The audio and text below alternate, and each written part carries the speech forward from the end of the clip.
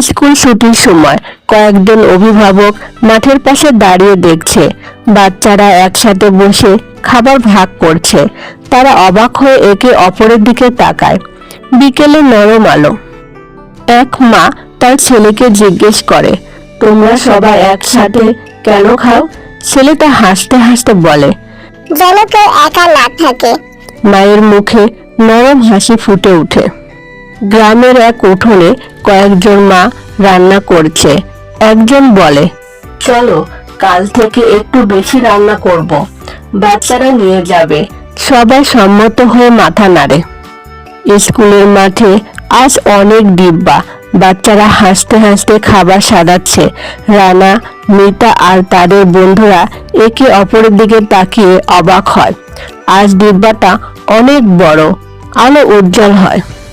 দূর থেকে দেখা যায় স্কুলের মাঠে বড় একটি বৃত্ত, মাঝখানে খাবার। অনেক ছায়া এক হয়ে গেছে। একটা ভালো কাজ একটা গ্রাম বদলে দিতে পারে।